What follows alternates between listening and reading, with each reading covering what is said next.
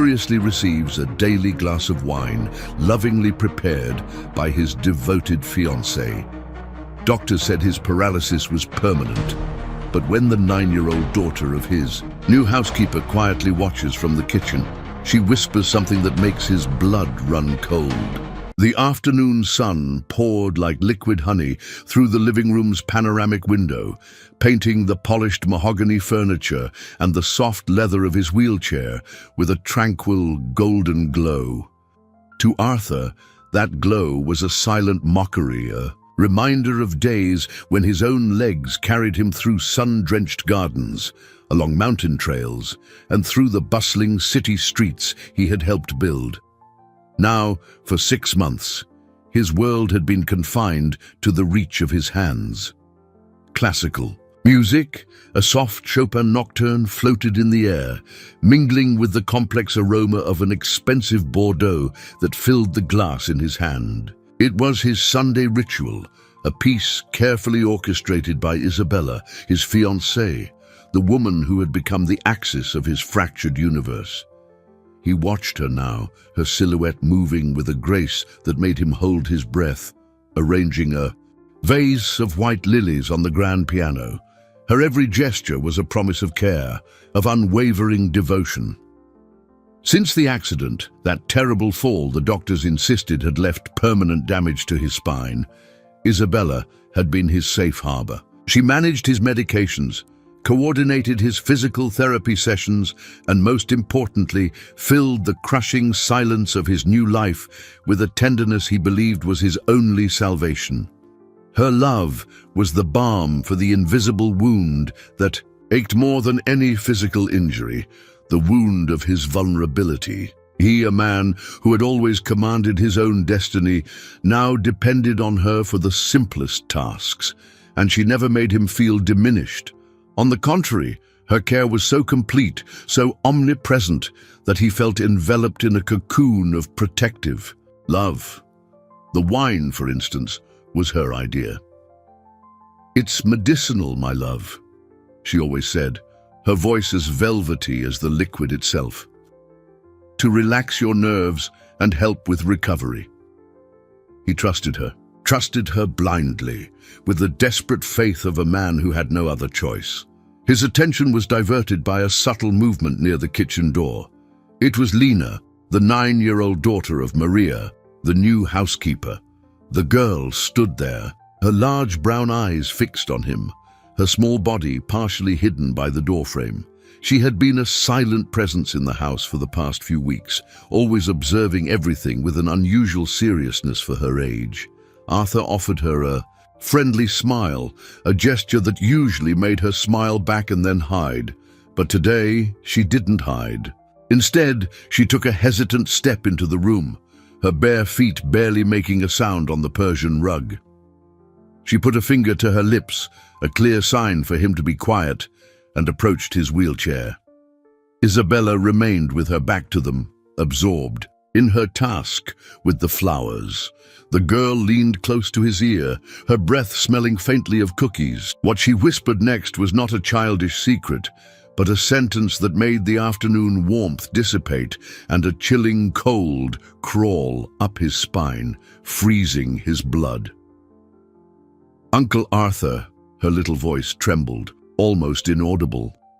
"The pretty lady puts a strange powder in your wine when you're not looking. My grandma said those things make your legs weak." Arthur froze, the wine glass trembling in his hand. The world seemed to stop. Chopin's nocturne sounded dissonant, almost funereal.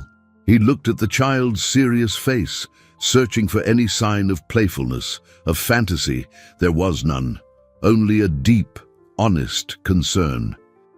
With a choked voice, he leaned in too, his heart pounding against his ribs. What did you see, Lena?" he whispered back, fear drying his throat. "I always see it," she replied, her eyes wide with sincerity.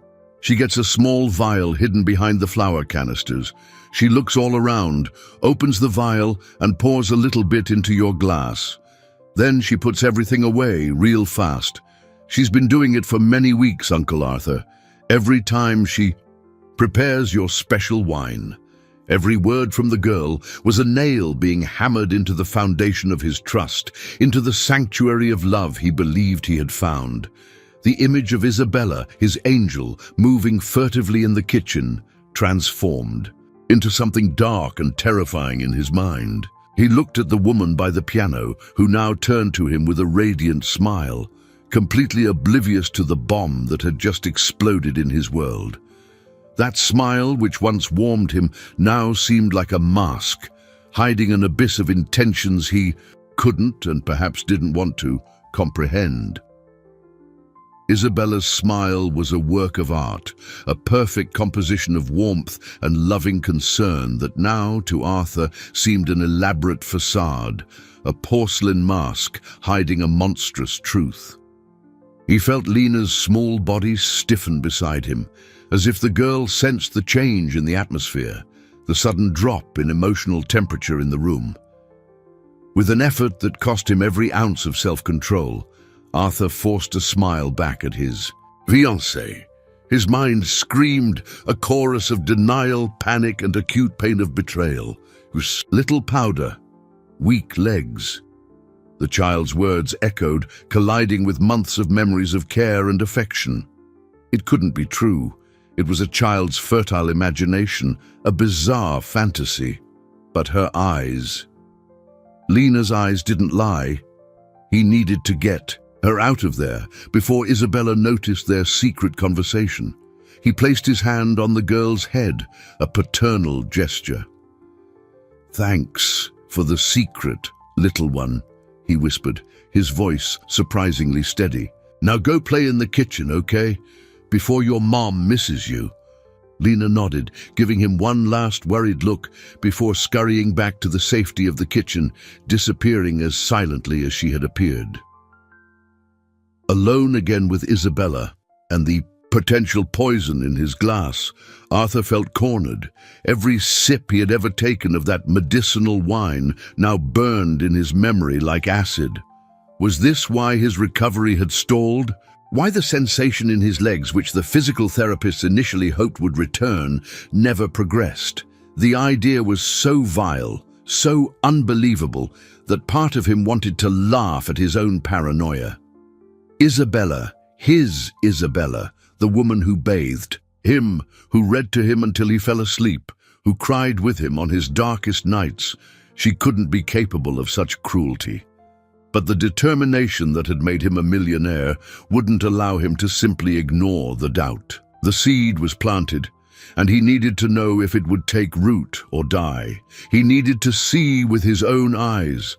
An idea formed, a risky plan that made his heart race. Later that night, after dinner, the ritual would repeat. Isabella always brought him one last glass of wine to help him sleep. Normally he waited for her in the living room, reading. Today he would do differently. "I'm exhausted, darling," he said, his voice laden with a weariness that wasn't entirely feigned. "I think I'll rest a bit here on the sofa before going to bed. Would you bring me the wine here when it's ready?" Isabella smiled, the tenderness in her eyes almost making him give up. "Of course, my love. Rest." She kissed him on the forehead and went to the kitchen. Arthur maneuvered his wheelchair to the side of the large sofa, positioning himself so he could recline his head as if sleeping, but keeping a sliver of vision of the kitchen door through the decorative mirror on the opposite wall. He closed his eyes, regulated his breathing, making it slow and deep, and waited. The silence of the house was deafening, broken only by the distant sound of water running in the sink and the gentle clink of glass. Every second dragged on. He heard the familiar sound of the cork being pulled, the wine being poured, then a silence longer than usual. He imagined her standing still, looking around, making sure he was truly asleep. The tension was almost unbearable. His entire body was tense, fighting the urge to open his eyes and confront her. Then he saw it. In the distorted reflection of the mirror, Isabella's silhouette moved towards the pantry. She opened the cabinet door, reached behind a row of cans, and pulled out something small, A vial. Her movements were quick, furtive. She returned to the counter, unscrewed the cap, and, with a quick, deliberate gesture, inverted the vial over the wineglass. A fine white powder fell into the ruby liquid, dissolving instantly. Arthur felt the air escape his lungs. It was true. Every terrible word was true. At that moment, Isabella turned and walked towards him, the glass in her hand, the same loving smile on her face. "Here it is, my dear," she said softly, extending the wine to him. "Drink it all. It will help you have a peaceful night." The wineglass hovered in the air between them, a goblet of poisoned ruby offered with an angelic smile. Arthur's heart beat a symphony of terror and fury against his ribs. Isabella's face, framed by the soft light of the room, was the image of devotion. How was it possible that such a beautiful face could hide such deep darkness? He looked from the wine to her eyes, searching for a glimpse, a crack in the mask that might reveal the monster beneath. But there was nothing, only the love and concern he had learned to consider his only refuge. "Thank you, my dear," he managed to say, his voice sounding hoarse and strange to his own ears. His hand trembled as he took the glass, the cold glass, against his fingers, sending a shiver down his arm. He raised the glass to his lips, the familiar scent of Bordeaux now carrying a new, sinister note. He pretended to take a sip, tilting the glass while keeping his lips closed, letting a little of the liquid trickle from the corner of his mouth and drip onto his shirt. "Oh, how clumsy," he murmured, wiping his chin with the back of his hand. "I think exhaustion is getting the best of me." Isabella laughed, a crystalline sound that now seemed to him like the tinkle of broken glass. "Don't worry, darling. Just drink it and relax." She watched him with an intensity he had never noticed before. It wasn't just care, it was vigilance. She needed to make sure he consumed the dose. The realization hit him with the force of a punch. Every glass of wine, every gesture of affection was part of a calculated plan. He continued to pretend, to drink, making small sounds of appreciation while keeping most of the liquid in his mouth. When she turned to get a napkin, he discreetly spit the wine into a fern plant next to the sofa. In the days that followed, the house, once his sanctuary, became his prison and battlefield. Arthur lived in a state of constant alert, an actor in his own drama. He needed proof, something more concrete than a child's word and a furtive glance in a mirror. But at the same time, he needed to maintain appearances so as not to arouse Isabella's suspicions. The tension consumed him. He began to find excuses to avoid the wine. One night, he complained of a stomachache. Another, he said the doctor had suggested reducing alcohol to test a new medication. Each excuse was met with a wave of manipulative concern from Isabella. "But darling, the wine helps you so much," she insisted, her voice full of feigned hurt. "I do this for you, for your own good." The emotional pressure was immense. He felt guilty for doubting her, even as the truth became clearer and clearer. Little Lena, his unlikely ally, seemed to understand the situation without any words exchanged. She watched him from afar, her big eyes offering silent support. Arthur noticed, however, that the girl no longer approached the living room when Isabella was nearby. The change was subtle at first, but became evident when, one afternoon, he saw her trying to peek through the kitchen door, and Isabella intercepted her. He couldn't hear the words, but Isabella's tone was icy, and her gesture, pointing to the kitchen, was unequivocal. Later, he asked Maria, Lena's mother, if something was wrong. The woman, usually so cheerful, seemed uncomfortable. Ms. Isabella said it's better for Lena to stay in the kitchen. She said that children can bring germs, and that your recovery is very delicate, Maria explained, embarrassment tinting her cheeks. The veiled prejudice in the excuse was repulsive, but the real reason was clear to Arthur. Isabella had realized the girl was a witness. She was isolating Lena, cutting off his only line of external communication. Arthur's paranoia grew. He wasn't just being poisoned, he was being systematically isolated by the woman who swore she loved him. The protective cocoon now revealed itself as a web, and he was trapped in the center, with the spider approaching. Lena's isolation was the first domino to fall, and Arthur felt the impact on his soul. The germ's excuse was as thin as a veil, and beneath it he saw the face of Isabella's fear of being discovered. The cruelty of that restriction, the way she used class prejudice to push away an innocent child, ignited a cold, lucid rage within him. The fog of doubt began to dissipate, revealing the terrifying landscape of his reality. He could no longer afford to wait for a confession or an obvious slip-up. He needed to act. The first step of his counterplan was to test. The most terrifying hypothesis of all was the little powder really affecting his legs. With renewed determination, he decided to completely stop consuming anything Isabella prepared for him separately. The wine was the first casualty. In the next 2 days, he became a master of dissimulation. He accepted the glass of wine with feigned gratitude, waited for Isabella to be distracted, and poured the contents into potted plants or down the drain of his private bathroom. It was a cat and mouse game, and the stress was immense. He feared being caught at any moment, imagining the explosion of fury and manipulation that would follow. But fear was outweighed by a new sensation that was beginning to blossom within him: hope. On the morning of the 3rd day without the wine, something happened. It was subtle, almost imperceptible, like the first whisper of spring after a long winter.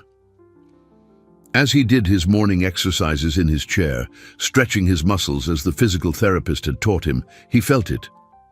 A tingling. It wasn't the phantom sensation or the nervous twinges that occasionally tormented him. It was a real tingling, a faint, distant electrical current in his right thigh. He stopped, his heart pounding. He concentrated, closing his eyes, trying to recapture the sensation. There it was again, a hum of life in a limb that had been dormant and dead for months. Tears welled in his eyes, tears not of sadness, but of a joy so intense it hurt. He wasn't permanently paralyzed. His body was still fighting, still trying to heal. For how long had this struggle been suppressed, sabotaged, day after day, with every glass of medicinal wine? Joy quickly gave way to horror. Months, 6 months of potential progress could have been stolen from him. The image of his body, trying to regenerate while continuously poisoned, was torture. He looked at his legs, no longer as useless appendages, but as victims of a silent, continuous crime. The hope he felt was now tempered with deep terror. If he was right, could the damage be irreversible? How much longer could he have endured before healing became impossible? The small physical improvement strengthened his resolve, but also plunged him into a new kind of agony. He was caught between the promise of recovery and the reality of his dependence. He needed Isabella. She organized his life, his care, his home. Confronting her without irrefutable proof would be a disaster. She would paint him as a mentally unstable man, traumatized by the accident, suffering from paranoid delusions. Who would believe him instead of the devoted, caring fiancé? Society, his friends, even his doctors, all saw the image she projected so carefully. He was alone in this battle, with a child as his only silent confidant. He needed more than a tingling in his leg. He needed the vial. He needed to know what was inside that small container that held the power to destroy his life. That night, the tension in the room was palpable. Isabella offered him the wine, and he refused again, this time claiming the new medication made him nauseous. Her smile faltered just for a fraction of a second, but he saw it. He saw the frustration flicker in her eyes before being quickly replaced by excessive concern. "Oh, my poor love," she said, her hand on his forehead. "You look so pale. Maybe it's best not to go against the doctor's orders then." She took the wine back to the kitchen, but he knew that was just a temporary truce. She wouldn't give up so easily. He heard her on the phone later, speaking in a low voice with someone. He only managed to catch fragments of the conversation. Refusing, getting harder. "I need to speed things up." Speed what up? The thought sent a chill down his spine. Whatever she was planning, his time was running out. Arthur's continuous refusal to drink the wine created a fissure in Isabella's carefully constructed facade. The concern on her face began to transform into something darker, a barely contained frustration that manifested in dramatic sighs and hurt looks. She realized she was losing control, and that terrified her. The substance in the wine was her most effective tool, the anchor that kept him dependent and docile. Without it, he might begin to improve, to question, to break free. She couldn't allow that. It was time to change tactics, to appeal to the most powerful weapon in her arsenal, his emotional dependence. On Arthur's fourth night of abstinence, she staged her most audacious move. He was in the library, trying to concentrate on a book, but his mind was a whirlwind. The sensation in his right leg had become more consistent, a constant hum beneath the skin, a beacon of hope in a sea of fear. Isabella entered the room, not with a glass of wine, but with a face bathed in tears. They were silent, perfect tears, streaming down her cheeks like liquid diamonds. She stopped before him, her body trembling with a suppressed sob. "Arthur," she began, her voice broken, "what have I done wrong?" Arthur felt a knot form in his throat. Despite all he knew, all he suspected, seeing her pain, even if feigned, still affected him. It was a conditioned reflex, months of love and trust that couldn't be erased in a few days. "What are you talking about, Isabella?" he asked, trying to keep his voice neutral. "You've been avoiding me," she continued, tears now flowing freely. "You reject everything I do for you. The wine, I prepare it with so much love, thinking only of your recovery, and you throw it away as if it were poison." The word poison hung in the air, laden with a cruel irony only he could understand. "I know what you must think," she sobbed, falling to her knees beside his chair, a gesture of calculated submission. "That I'm a burden, that you're stuck with me. But everything I do is out of love. I dedicate every minute of my day to you." She took his hand, pressing it against her wet face. "And now, you reject me. You reject my care. If you no longer. Trust me, if my love isn't enough, maybe I should leave." The threat was delivered with a surgeon's precision. Leave him alone. The prospect terrified him, exactly as she intended. Who would take care of him? Who would manage the complex routine his life had become? For a moment of panic, he almost gave in, almost begged for forgiveness, almost pleaded for her to stay and bring him the damn wine. The dependence she had so painstakingly cultivated was a heavy chain on his spirit. But then he felt it. The tingling in his leg, stronger now, a pulsating reminder of the truth. This sensation was his compass, his anchor in reality. He looked at the woman kneeling at his feet, the consummate actress, and saw through the spectacle. He saw the desperate manipulation of someone about to be exposed. With a calmness that surprised him, he gently withdrew his hand. "Isabella, you're not a burden," he said, his voice firm. "I'm grateful for everything you do, but the decision about the wine is mine. It's my body, and I need to feel what's best for it now." The response was not what she expected. She expected pleading panic. Instead, she found calm resolution. For an instant, her mask of pain crumbled, revealing a flash of icy fury in her eyes. It was quick, but he saw it. It was the final confirmation that he was on the right track. She stood up, wiping her tears with an abrupt gesture. "As you wish, Arthur," she said, her voice cold. "But don't blame me if you regress. Don't blame me when the pain returns and you realize you were wrong." She turned and left the room, leaving behind a silence heavy with unspoken threats. The battle had shifted. It was no longer about the wine. It was about his will against hers. And he knew with terrifying certainty that she would not accept defeat easily. The defeat in the emotional battle left Isabella furious and cornered. Control was slipping through her fingers, and Arthur's unexpected calm was more alarming than any direct accusation. He was thinking, observing, and that was dangerous. If emotional manipulation didn't work, she needed to eliminate the original source of the problem. The witness. Little perceptive Lena, with her eyes that saw too much, was a loose end that needed to be cut. And her mother, Maria, was the means to achieve that end. 2 days after the confrontation in the library, the storm finally broke upon the innocent family. Arthur was in his office reviewing some work emails when he heard agitated voices coming from the entrance hall. Isabella's tone was sharp and cutting, an ugly dissonance in the usual harmony of the house. He maneuvered his chair to the door, opening it a crack to observe. Isabella stood tall, imperious, before a shrinking, tearful Maria. Lena clung to her mother's skirt, her little face pale with fear. "I can't believe I trusted you in my home," Isabella raged, her voice filled with theatrical indignation.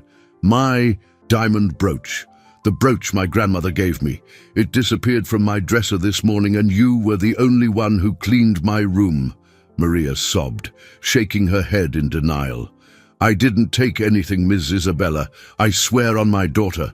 I would never steal anything in my life." The accusation was so absurd that Arthur felt sick. He knew Maria. In just a few weeks, he had recognized her honesty and her dignity. She was a hard-working woman who took pride in her service. The idea of her stealing was unthinkable.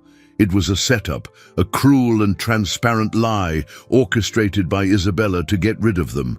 "Don't come at me with oaths!" Isabella spat, the venom in her voice more potent than any powder she could put in the wine. "I want you to pack your things and leave my house immediately. Consider yourself fired, and you can be sure no employment agency will hire you again after I spread what you've done." The desperation on Maria's face was heartbreaking. Losing her job was a catastrophe for her and her daughter. Arthur felt a wave of impotent fury. He wanted to shout, to intervene, to expose Isabella's lie right then and there. But how? His word against hers, the devoted fiancé against the housekeeper accused of theft. He knew who would win in the eyes of the world. He was trapped in his chair, a forced spectator to the injustice unfolding in his own home. Lena, the silent little warrior, looked over her mother's shoulder and her eyes met Arthur's. In them, he saw not just fear, but a question. "Will you help us, Uncle Arthur?" That silent gaze shattered him. He was a millionaire, a man of power and influence, and he could do nothing to protect the child who had risked everything to warn him.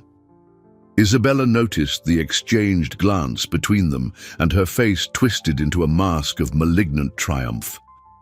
She had succeeded. She had eliminated the witness and at the same time sent a clear message to Arthur. "See what I can do. See how ruthless I am." Maria, resigned and humiliated, took Lena's hand and turned to leave. "Let's go, my daughter." They passed by Arthur's office door, and he saw tears streaming down Lena's face, silent and devastating. They were being expelled, thrown into uncertainty because of him, because of the truth she dared to whisper. The front door closed with a final click, and the silence that followed was the heaviest and most oppressive Arthur had ever experienced.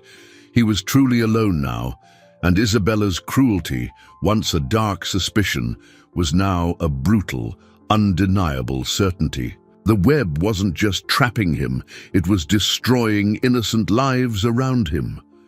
The silence left by Maria and Lena's departure was a physical presence in the house, a void that echoed Isabella's cruelty. Arthur sat in his office, the sound of the door closing still reverberating in his mind. The image of Lena's tear-streaked face, looking at him for help he couldn't offer, was burned into his consciousness. Guilt was an overwhelming weight. He was no longer just a victim. His inaction had made him complicit in that family's pain. The fury he felt was no longer cold and calculated. It was a wildfire. He needed proof, and he needed it now. Maria's dismissal, though devastating, was the final catalyst. Isabella had made a mistake. In her haste to eliminate the threat, she underestimated him, believing he would remain a passive observer. She was wrong. The opportunity arose that same night. Isabella, exhausted by the drama she herself created, took a sleeping pill and retired to her room earlier than usual. "I had such a stressful day, darling," she said, her voice falsely fragile. "I need to rest." Arthur waited, his heart pounding at a feverish pace, until the silence of the house was absolute. He heard her deep, regular breathing coming from the bedroom, a sign that she was in a deep sleep. It was now or never. With a precision and silence he didn't know he possessed, he maneuvered his wheelchair out of the office and towards enemy territory, the kitchen. The room, normally a place of comforting aromas, now seemed like a sinister laboratory. Every shadow seemed to hide a threat. He headed directly for the pantry, his heart in his mouth. The door creaked slightly as it opened, and he stopped, listening. No sound came from upstairs. He entered the small room, the scent of spices and grains enveloping him. His eyes scanned the shelves, searching for the hiding place Lena had described. Behind the flour canisters, there they were, 3 large canisters, a metal barrier to Isabella's secret. With trembling hands, he reached out, the effort making his shoulder muscles protest. He pushed the first canister, then the second, and then he saw it. Hidden in the dark corner of the shelf, exactly as the girl had said, was a small, unlabeled amber glass vial. It was smaller than he imagined, almost insignificant, but it held the power to ruin his life. He took it. The glass was cold to the touch. He held it against the faint kitchen light, seeing the fine white powder that coated the bottom. It was real. Everything was real. The validation should have brought relief, but instead, it brought a wave of nausea. He needed a sample.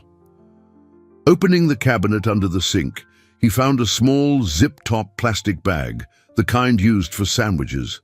Carefully, he unscrewed the vial's cap and poured a small amount of the powder into the bag, sealing it tightly. He put the small bag in the inner pocket of his blazer and replaced the vial in its hiding place, arranging the flour canisters exactly as they had been.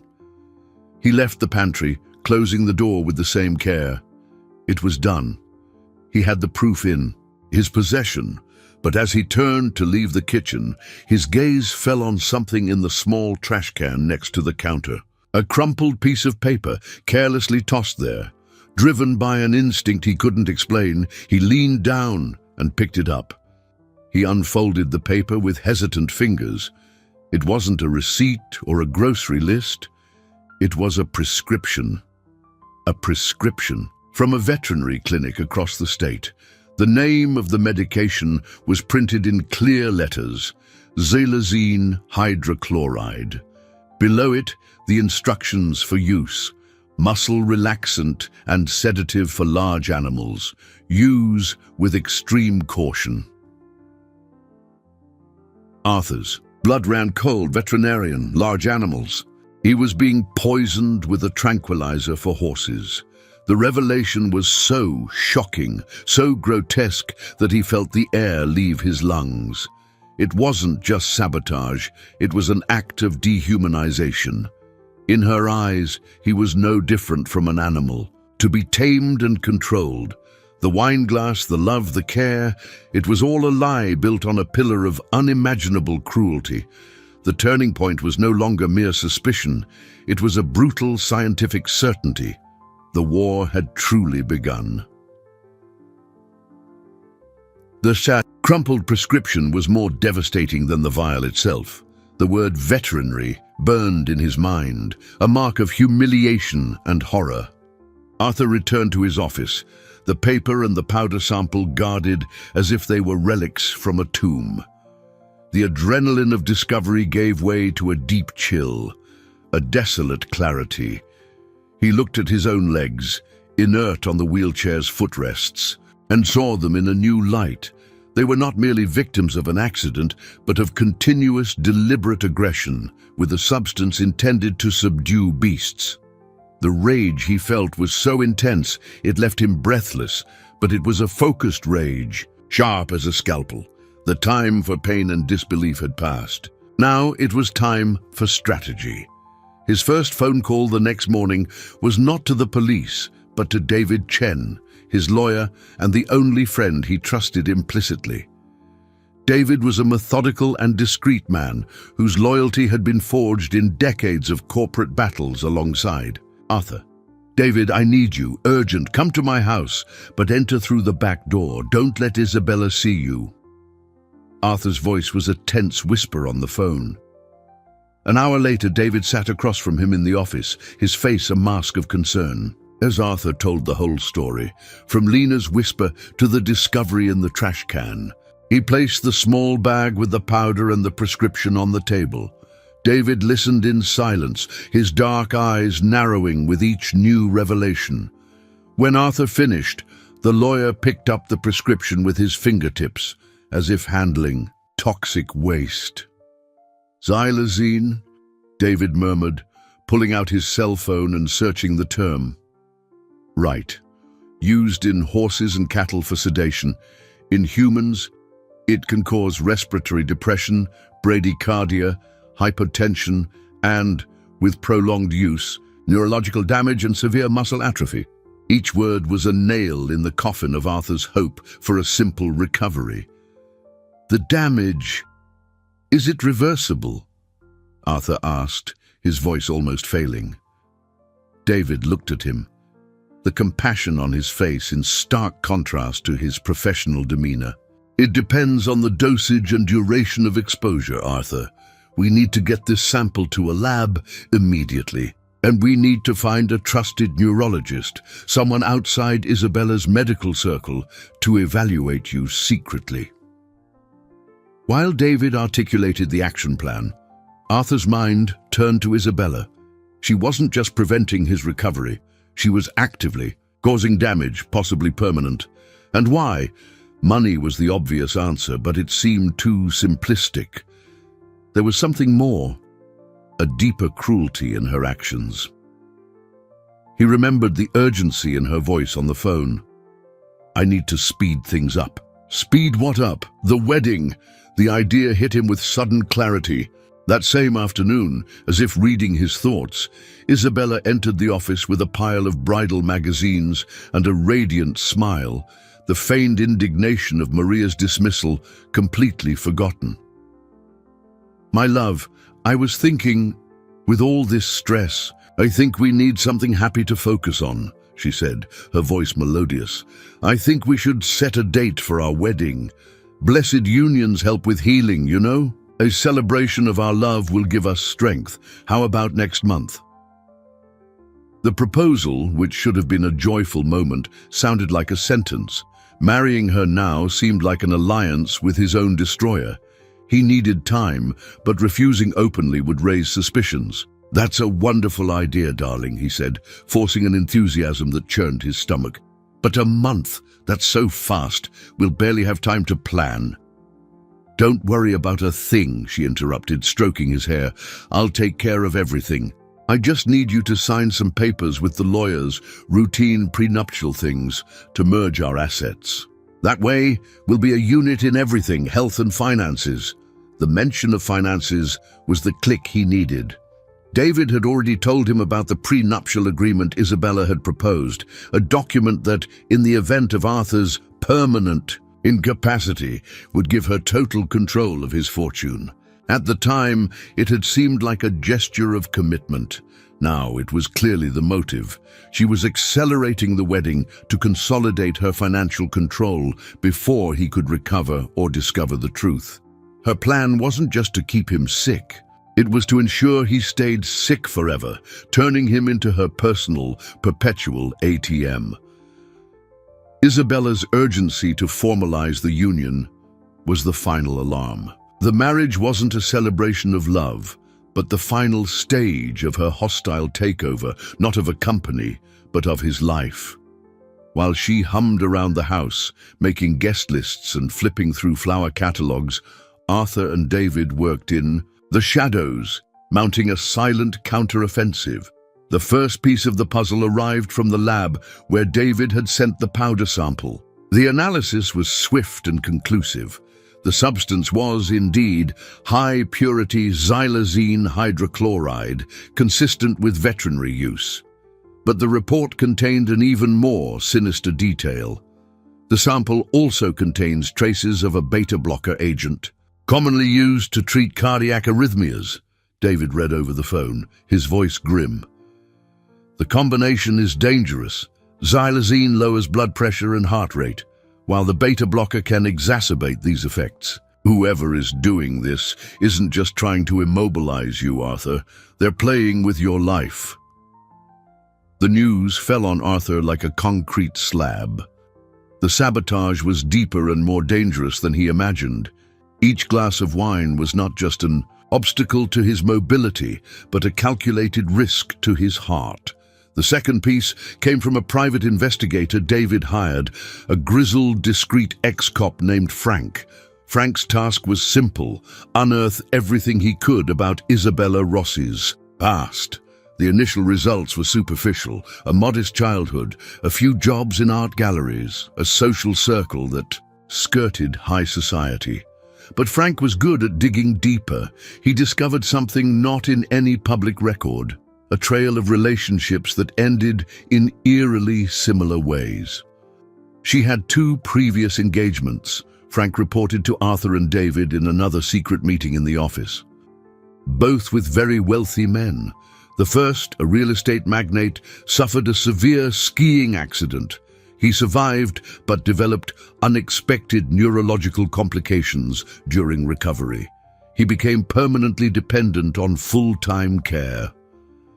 Isabella was his dedicated caregiver for a year, until he signed over a substantial portion of his assets to her in an agreement of gratitude. After that, she left him. The pattern was so clear that Arthur felt a chill run through his body. "And the second?" he asked, his voice tense.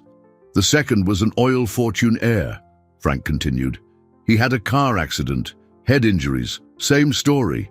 Recovery stalled. Unexplained medical issues arose. Isabella cared for him, managed his finances, and eventually left the relationship with a generous donation. Both men now live in long-term care facilities with vague diagnoses of chronic neurological damage. In both cases, Isabella was praised by the community as an angel of mercy." The room fell silent, the weight of the revelation hanging in the air. Isabella wasn't a common criminal. She was a serial predator, a black widow who didn't kill her prey, but kept them alive in a state of perpetual dependence, ensuring a constant flow of income and control. He, Arthur, was just the latest in her line of victims. His vulnerability after the accident was not a misfortune that attracted her love. It was the trigger that attracted her predation. The discovery changed everything. It was no longer just about his own safety or recovery. There were other victims, men whose lives had been systematically destroyed. There was a matter of justice that transcended his own situation. He looked at David, then at Frank. The expression on their faces mirrored his own grim determination. The trap Isabella was setting for him was about to close, but now he knew exactly how to turn it against her. The hunt had begun, but the prey was no longer him. The revelation of Isabella's predatory pattern solidified Arthur's determination, transforming his fear into an armor of purpose. He was no longer fighting just for his legs, but for the lives she had already destroyed and for those she might destroy in the future. The battle, however, needed to be fought on her territory, under her roof, while he continued to play the role of the loving, dependent fiancé. It was an exhausting performance. Every smile he gave her, every word of affection, felt like a betrayal of himself, but it was necessary. He needed her to feel safe, to believe her plan was running smoothly. Meanwhile, David orchestrated the next phase, a clandestine medical evaluation. Finding a neurologist willing to make a secret house call to a high-profile patient was a challenge. But David, with his network of contacts, found the perfect man, Dr. Alistair Finch, a semi-retired physician with an impeccable reputation and a personal aversion to hasty diagnoses. The plan was executed with the precision of a military operation. On a Wednesday, Isabella had a wedding planning lunch with her wedding planner, a guaranteed 3-hour absence.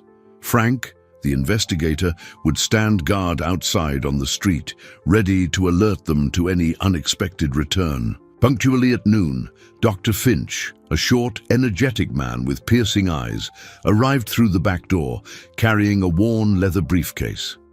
He wasted no time. While David stood guard at the office door, Dr. Finch began his evaluation. He reviewed Arthur's initial exams, the reports from his doctors and physical therapists. Then he began the physical examination.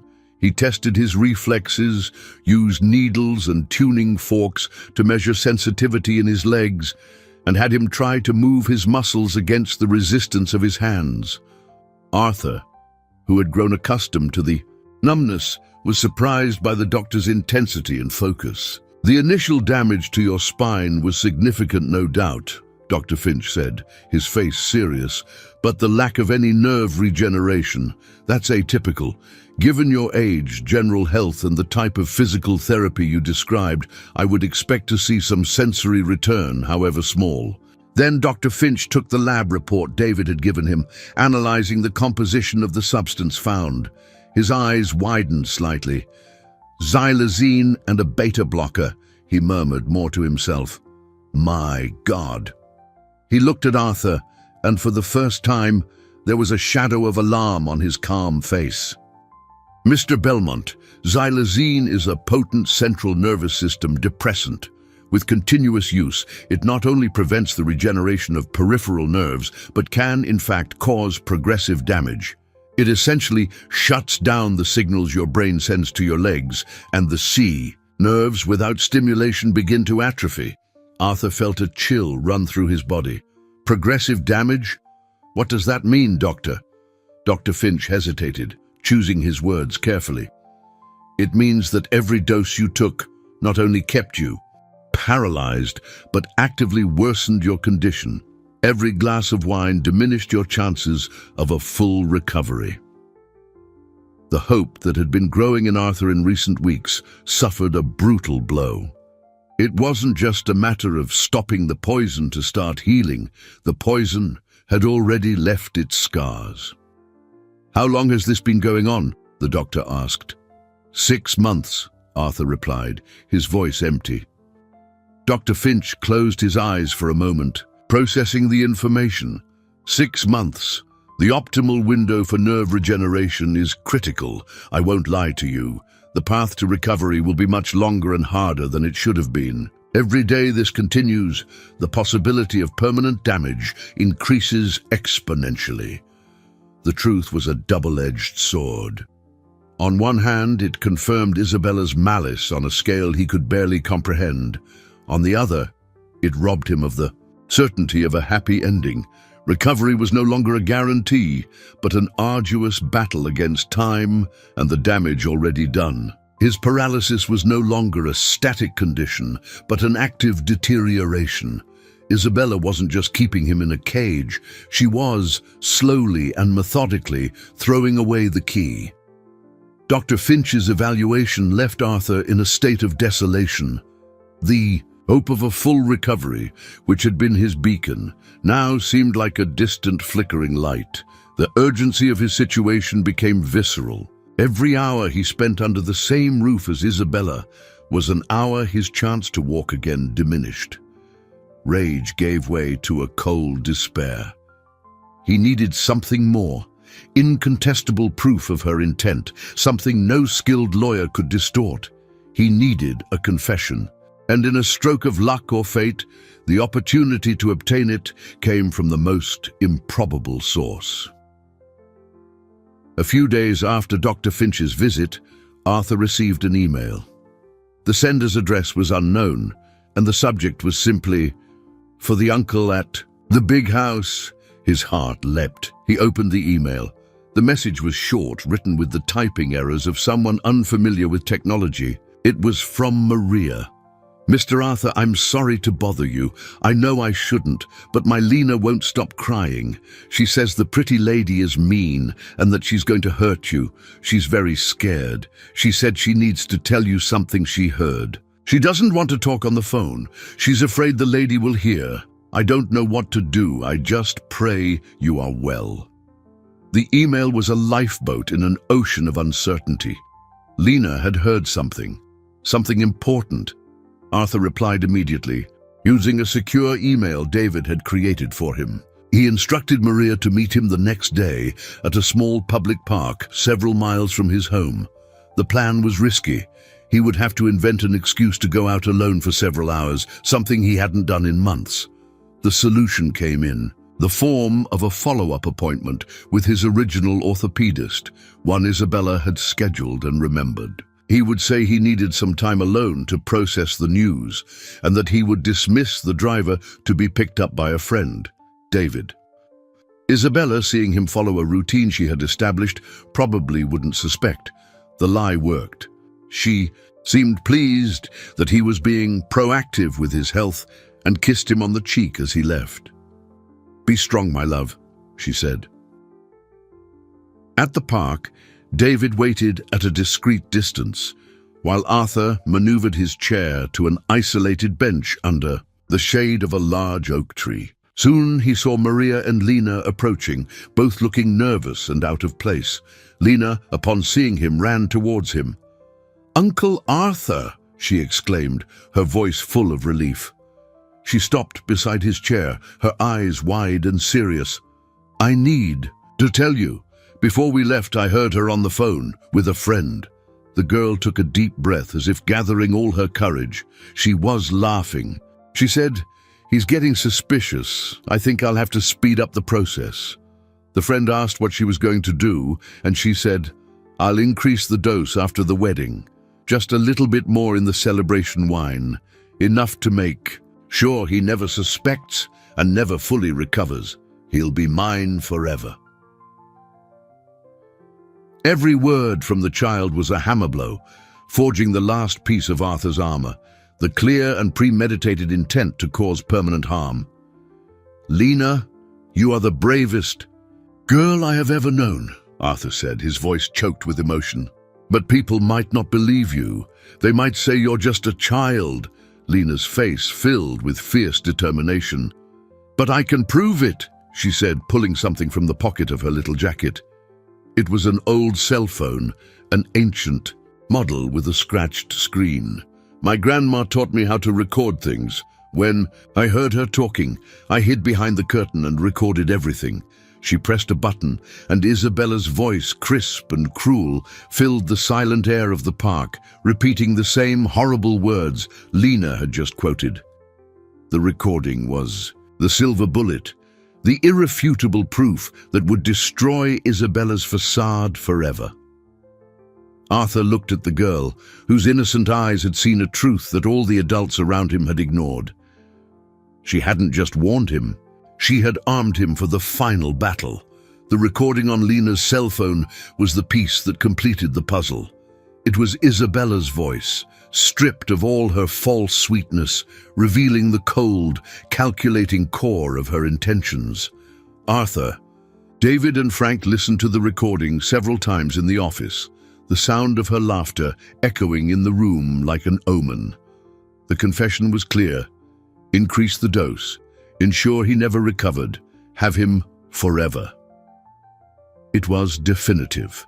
Proof not only of the poisoning, but of the premeditation to cause permanent damage. Justice, once an abstract concept, now had a clear path.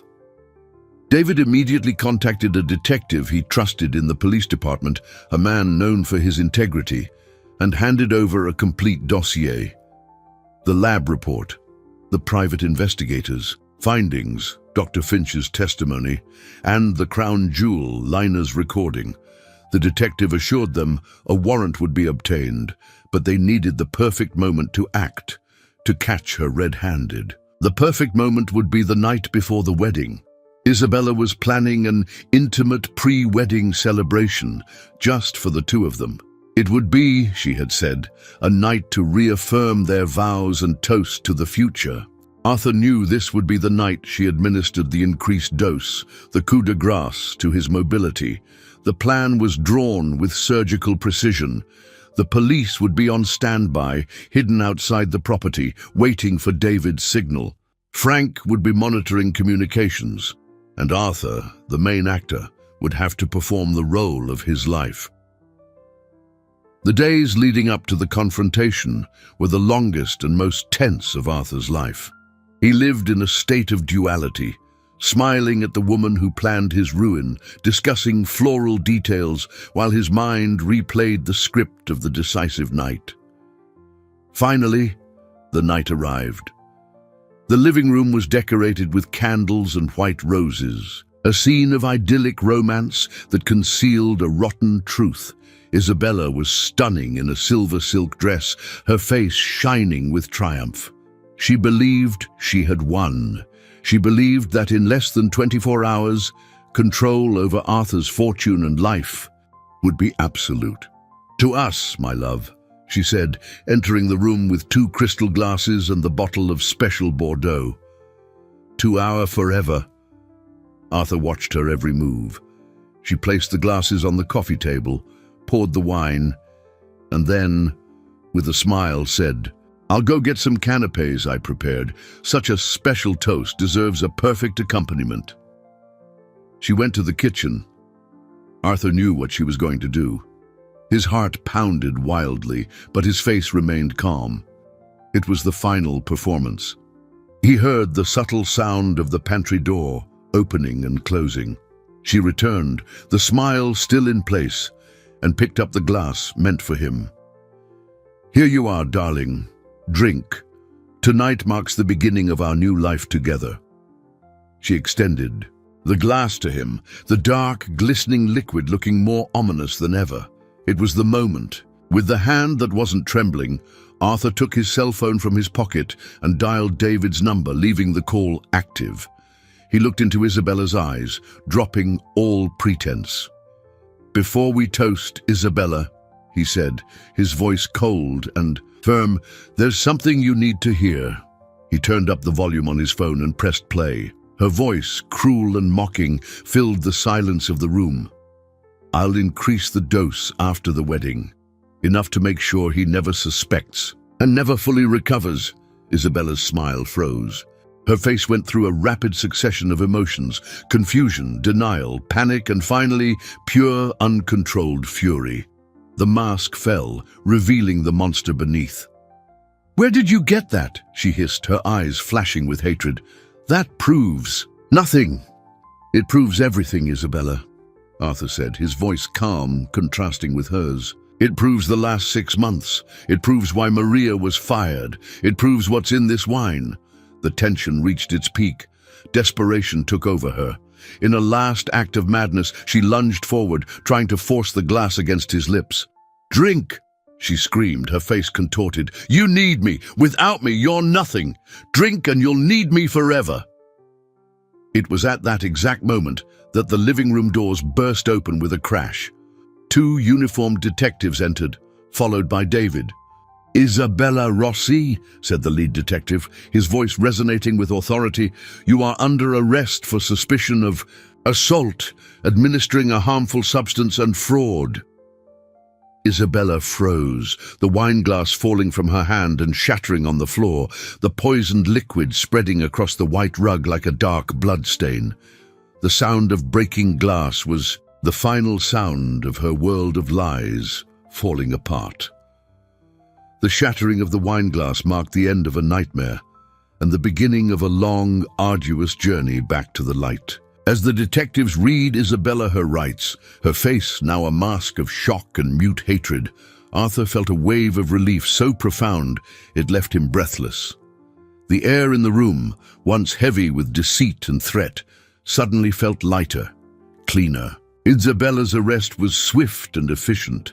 She didn't utter a word, her silence more condemning than any denial. As she was led away, her eyes met Arthur's one last time. In them there was no remorse, only the cold fury of a predator whose hunt had been interrupted. And then she was gone, and the house fell into a silence that, for the first time in months, was peaceful. In the days and weeks that followed, Arthur's life underwent a radical transformation. The story inevitably leaked to the press, creating a media storm. But Arthur, protected by David, remained isolated from the circus, focusing on two things: justice and recovery. The legal process against Isabella was overwhelming. The evidence was irrefutable. The analysis of the broken glass confirmed the presence of xylazine in a dangerously high dose. Lena's recording was the centerpiece, proof of her malicious intent. Furthermore, the investigation into her previous engagements was reopened, and the families of the other victims, once resigned to their unexplained diagnoses, now had an answer and a cause to fight for. Isabella would face not only Arthur's accusations, but a history of manipulation and abuse. Her empire of lies completely collapsed. While justice ran its course, Arthur fought his own battle. The first thing he did was transform the luxurious living room, the stage of his poisoning, into a rehabilitation center. The grand piano was moved to a corner. The expensive sofas were replaced by parallel bars, weights, and physical therapy. Equipment, the place where he used to receive his medicinal wine, became the epicenter of his fight to regain what had been stolen from him. The journey was brutal. Dr. Finch was right. The damage was significant. The first days of intensive physical therapy were filled with frustration and pain. His muscles, weakened by months of inactivity and chemical sabotage, barely responded. Sensations in his legs were erratic, sometimes sharp and painful, other times frustratingly absent. There were moments of despair, nights when the enormity of the challenge almost crushed him. Doubt crept in, whispering that perhaps Isabella had won after all, that the damage was permanent. But then he remembered. He remembered Lena's brave face, David's loyalty, Maria's dignity. He wasn't just fighting for himself. He was fighting to honor the faith they had placed in him. He clung to every small progress like a treasure. The first involuntary tremor in a thigh muscle, the first time he could feel the rough texture of the physical therapy ball under the sole of his foot. Every tiny victory was an act of defiance against Isabella's legacy. One of his first actions as a free man was to find Maria and Lena. He located them in a small rented apartment, struggling to start over. Without hesitation, he offered Maria her old job back, but not as a housekeeper. He appointed her estate manager, with a salary that would give her security and stability, and offered them the guest house as permanent residence. The gratitude on Maria's face was a greater reward than any business success he had ever had, and Lena, the girl now free from fear, became a child again. Her laughter echoed through the gardens, a sound of life and hope that cleansed the last traces of Isabella's shadow. She became a constant presence in his physical therapy sessions, a fierce little cheerleader who celebrated his every move. The bond between the millionaire and the housekeeper's daughter, forged in secrecy and danger, had transformed into a genuine friendship, an unlikely family born of adversity. 6 weeks had passed since that fateful night. 6 weeks that felt like a lifetime. Autumn had arrived, and the leaves outside the panoramic window painted the landscape with shades of gold and scarlet, a reflection of the profound transformation occurring within. The living room, now permanently converted into a rehabilitation gym, was a place of sweat, effort, and increasingly triumph. The broken wine glass, a symbol of manipulation and control, had been swept away and discarded, replaced by glasses of crystal-clear water that accompanied Arthur's genuine recovery journey. Classical music still played, but now it was not a backdrop for sedation, but the soundtrack of resilience. The climax of Arthur's personal journey did not happen in a courtroom or on a newspaper headline, but in a quiet, monumental moment. He was standing, wavering, unsteady, leaning heavily on the parallel bars, but standing. His legs trembled under the effort, his muscles protesting, but they were supporting his weight. The physical therapist was beside him, offering words of encouragement, but the true spectators, the ones who mattered, were near the door. Maria watched with silent tears streaming down her face, and Lena was there, her small hands clasped, her breath suspended in anticipation. "Now, Arthur," the physical therapist said, "one step at a time. Move your right hand forward." He obeyed. "Now, slide your left foot." With a concentration that consumed every fiber of his being, Arthur lifted his left foot from the floor. It was a hesitant, clumsy movement, but it was a movement. He placed it on the floor, a few inches from where he stood. It was the first step he had taken in over 8 months. A step, a miracle, a victory over the poison, over the lie, over the cruelty. He took another step and then another. Exhausted, he leaned on the bars, his forehead covered in sweat, but a wide, genuine smile lit up his face. He looked at Lena, and the girl burst into applause, running towards him and hugging his leg.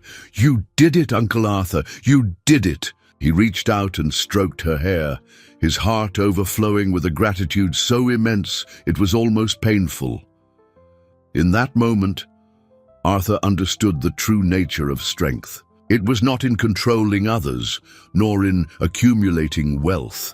It was in the vulnerability of trusting the right person, in the courage to fight against darkness, and in the resilience to rise after being broken.